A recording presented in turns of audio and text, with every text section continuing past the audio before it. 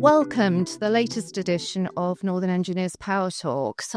Today, I'm delighted to be speaking to Adrian Wood, who is the Director of Strategic Business Development at DELMIA, a company which helps businesses digitally plan, model, and optimize complex industrial operations. Welcome, Adrian. It's a pleasure to see you here today. Can you just tell us a little bit more about DELMIA and what exactly the company does, please? Sure. DELMIA is a brand under the corporate entity, which is Dassault Systèmes. And so Dassault Systèmes has been in business as a global organization, 300,000 customers worldwide, always pioneering the use of virtual universes and virtual technology, because we strongly believe that we can make the real world so much better if we experiment and give companies and people the ability to play out what-if scenarios in these risk-free what-if universes to make the world better. So DELMIA is a part of that universe of Dassault Systèmes capabilities.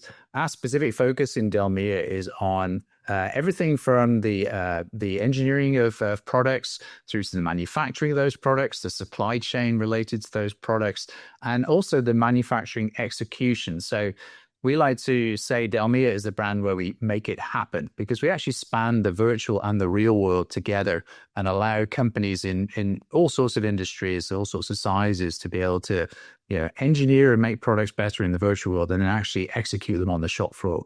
Okay, that's really interesting. So what sort of companies and organizations do you deal with on a day-to-day basis? We deal with every size of company. We actually have a whole stream of products related to really small enterprise and small business. My focus in the company is on sort of medium to large global enterprise companies. They cover every industry you can imagine, from transportation, automotive, aerospace, through to consumer packaged goods, retail, protein companies, oil and gas, energy and materials, steel companies. I mean, there isn't an industry that we don't cover in some way, shape, or form. And most of the products that you use around you, you won't even realize have either been planned and engineered using DELMIA and Dassault Systèmes software, the planes you fly on, the cars you drive, the iPhones that you use, or has been planned or executed using some of our software. And is the robot dog in the background a product? That's just part of my super nerdy inner cells from 80s memorabilia. But he looks great. Part of robotics.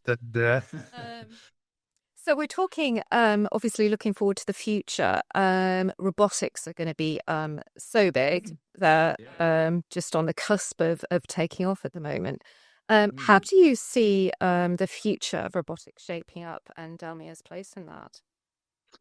So there's an enormous challenge for manufacturers in the workforce that requires to have products made. Currently in North America here, the last industry report showed that there's about 500,000 open manufacturing jobs. And we used to think about robotics as, the machines are coming to take our jobs away. But when you talk to manufacturers today, robotics and automation is not an evil thing. It's actually a necessary thing. I mean, manufacturers literally cannot find the people to manufacture most of the products that we're used to today. And so robotics and automation is a critical part of the growth in innovation.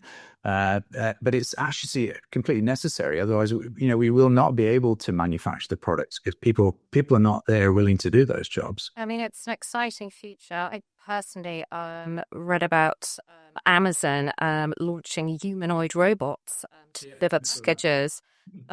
So will you guys have some sort of involvement in that sort of thing, sort of direct to the consumer, if you like? Yes, we work with companies like Amazon and Google and others that are investing heavily in automation. I think the challenge is that sort of transformation is quite expensive. That technology is quite challenging. It's very new. No one's experienced it before.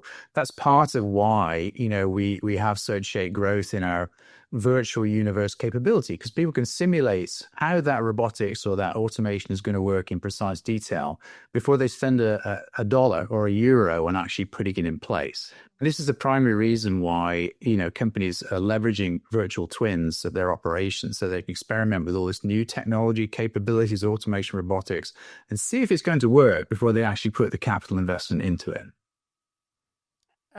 It's exciting.